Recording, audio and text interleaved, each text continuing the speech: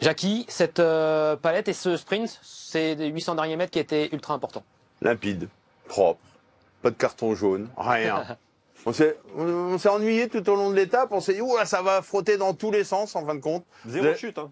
Hein? Zéro chute. Zéro chute aujourd'hui. Première étape. On s'attendait, on rappelle, à 15 km de l'arrivée, tout le monde était frais, tout le monde va vouloir aller au charbon. Et ça, c'est la bonne nouvelle du jour. Personne ne s'est retrouvé au sol. Et puis, on va voir dans le final ce qui s'est passé. On a souligné le travail, surtout des Alpecin qui sont à 400, 500 mètres de la ligne, encore à 3. Le dernier, alors j'ai pas l'identité, je pense que là, on doit avoir Plancart et peut-être Glivard à vérifier. J'ai pas vérifié les dossards. Mais voilà, on l'avait dit. Le collectif de l'équipe Alpecin était très très important. Et puis, quand on voit cette image, on se dit, tiens, il y en a un qui est bien placé là. C'est notre ami Mads Pedersen. Le problème, c'est que c'est juste avant. Mads Pedersen a déjà fait son sprint. Il s'est retrouvé dans le vent en faisant le grand tour, puisque son équipier Søren Kragh Andersen n'a pas été en mesure de le replacer sans le protéger. Vous allez voir Mads Pedersen, puisque là, il est 6e ou 7e, idéalement placé, mais il va complètement se relever. Et quand je vous parlais de sprint limpide, propre, il n'y a rien à dire, gros travail, je pense que sur le tableau ce matin chez l'équipe Alpecin, on avait fait exactement ça, un dernier écart du dernier équipier. Et puis on l'a pas vu vraiment de face, mais l'écart qu'il y a entre Vernon et Philipsen va s'agrandir. On se dit de face, Vernon, il va peut-être être capable, en mesure de jouer parmi les grands. Regardez l'écart qu'il y a sur la ligne, c'est abyssal. Ouais. Et encore, il se bat pour garder la deuxième place face à Luis Saoulard, qui n'est pas non plus, qui est un bon sprinter, mais qui c'est pas non plus. Donc, il y a Philipsen et les autres. Je pense que le seul, en effet, qui était peut-être capable de le titiller aujourd'hui, vu les derniers résultats, c'est Mads Pedersen. Mais voilà, un sprint, ça se joue dans les 200 derniers mètres, mais ça se joue également à 1 kilomètre de l'arrivée. Et les Lidl Trek n'ont pas été à la hauteur pour bien placer le champion danois. Donc l'équipe la plus forte, le sprinter le plus rapide s'est imposé. Voilà, c'est limpide tout ça. Limpide. La victoire donc de Jasper Philipsen, évidemment. Il n'a pas une saison remplie de succès. 4 victoires seulement cette saison pour Jasper Philipsen. Je dis seulement puisque c'est quand même un des meilleurs sprinteurs du monde, évidemment. Louis-Pierre, faut aussi dire qu'il a eu cette clavicule sur le Tour de France.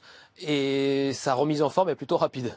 Ouais, il y a 1 mois et demi, on l'avait quitté par terre sur les routes du Tour, sur un sprint intermédiaire. On se souvient, il y avait eu beaucoup de bruit suite à ce sprint intermédiaire, puisque on avait reproché à Brian Cocard de s'être déporté, d'être sorti de son couloir sur le sprint intermédiaire et d'avoir fait tomber Jasper Philipsen. On l'avait quitté en sang sur le bord de la route, alors qu'il avait remporté la première étape du côté de Lille. Donc c'est assez incroyable. On disait qu'il était peut-être qu'à 80% tout à l'heure avant le sprint, que c'était pas forcément le grand favori parce qu'on ne savait pas où il en était. Mais Jasper Philipsen est fort, même s'il n'a pas son train habituel. On a vu une très très solide équipe. Et puis encore une fois, c'est un garçon. Il y a une semaine, on savait pas qu'il serait là. On évoquait tous Caden Groves. On pensait que Caden Groves serait le sprinter de l'équipe Alpecin de Koenig.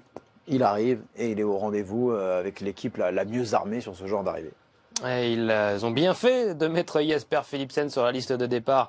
La formation Alpecin de Koenig, donc, qui remporte une nouvelle victoire cette saison.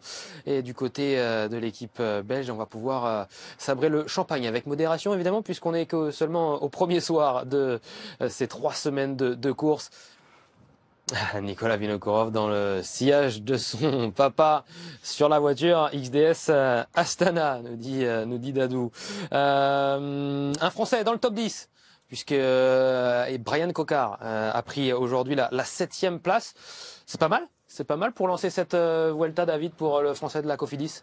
Oui, bien sûr, parce que c'est pas une arrivée qui lui convient. Sur le papier, il y aura des arrivées qui lui conviennent mieux, surtout des arrivées en faux plat montant. D'ailleurs, sur un sprint comme celui-ci, normalement, c'était pas la carte privilégiée au sein de l'équipe Cofidis, mais on l'a dit également, parfois dans un sprint, on se perd. Et du coup, Brian Cocard est venu à jouer sa carte. Oui, c'est encourageant, une belle place d'honneur, ça montre qu'il a les jambes. Et je pense qu'il sera motivé pour les prochaines arrivées qui lui conviendront peut-être un petit peu mieux sur le papier.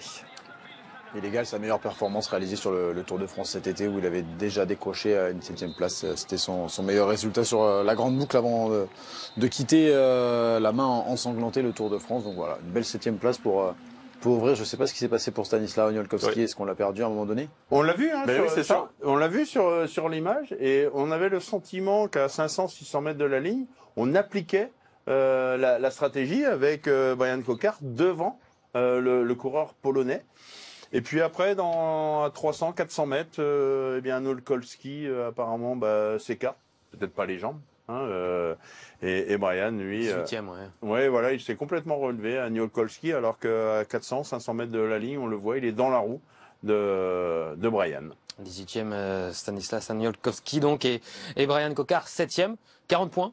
40 points UCI, Louis-Pierre, pour Brian Cocard, c'est important dans cette Vuelta puisque l'équipe française est 19e sur le classement des 3 saisons. C'est important pour avoir cette licence World Tour dès la saison prochaine, surtout qu'il y a Uno X qui talonne l'équipe française derrière à la 20e place, si je ne dis pas de bêtises. Et Uno X qui n'est pas là, il faut en profiter. Ah, il faut en profiter. On sait que la Vuelta, elle est super importante pour l'équipe Cofidis, avec évidemment cette course au point UCI pour sauver sa place en World Tour la saison prochaine. Évidemment, on a essayé d'aligner la meilleure équipe possible avec des Brian Cocard pour aller marquer des points, des Jesus Serrada qui marchent toujours sur les routes de la Vuelta, Emmanuel Bourgman pour tenter de faire un bon général en montagne. Voilà, on a essayé voilà, même Oniolkowski sur les sprints plats. Oui, il y a urgence pour l'équipe Cofidis et voilà, ça doit faire du bien de commencer comme ça par un top 10 avec Brian Cocard. On ne dira pas ce qui s'est passé sur les autres courses cet après-midi, mais oui, la course au point UCI fait rage. C'est pas une bonne nouvelle d'ailleurs, vous ne pouvez pas leur dire. Ah, je sais pas. Non, je sais pas. J'ai pas le résultat, donc je le donne C'est pas. pas une bonne nouvelle pour Ah ben non, dites rien. Pas une grande nouvelle. Et ce sera peut-être pas non plus une grande nouvelle demain à la fin du classement général du Dutchland Tour que vous pouvez suivre sur les antennes d'HBO Max. Le maillot de la montagne, puisqu'on parle d'une équipe française, la Cofidis avec Brian Cocard 7e aujourd'hui. Parlons d'une autre équipe française avec la formation Arkea BNB Hotel. Objectif rempli aussi, David, pour l'équipe bretonne. C'est-à-dire le sprint On était va voir magnifique. les images. Vous pouvez nous mettre Le les sprint était images du magnifique. sprint, s'il vous plaît. Mais ce qui est sûr, c'est qu'on a vu son retour, il est revenu de loin et c'était quand même le plus fort du groupe. Il le voulait vraiment, ce maillot de la montagne, et on n'a pas vu ce sprint. C'est terrible. Mais Dans quelques années, il Mais- dira, ah ouais, j'ai porté le maillot. Ouais, montre-moi, où est-ce que t'as passé la ligne en premier pour avoir le maillot? Bah, je sais pas. Non, on aura les images. On aura forcément les là, images. on les a, regarde. Voilà. Là, le on les- retour d'Alessandro Verret, on le voit pas à l'image, il va revenir comme On une voit bombe. son Comme une attaque. balle. Ouais, il revient vraiment comme une balle alors qu'il était pris dans une cassure. Il est très loin de Vinokourov et il revient sur Rainer Rink. Non, il a été très costaud, mais on a eu un doute. C'est vrai que dans cette courbe, juste après la courbe, eh bien, on a cette fameuse ligne et puis la moto caméraman s'est fait un peu piéger. Et puis quelques mètres après le passage sur la ligne, voilà, ils y sont et on voit quoi? Eh bien, on voit un Alessandro Verret en 2e position. Donc, on a attendu très longtemps. Hein. Le classement officiel sur les ondes de Radio Course a été annoncé pratiquement 20 ou 30 minutes après le passage sur la ligne. Donc, on les aura les images. Il y a forcément un spectateur qui était là, qui a filmé. Et ce sera sur les réseaux sociaux. Je vais pas vous le promettre, mais je pense que demain, on aura les images, on vous les montrera.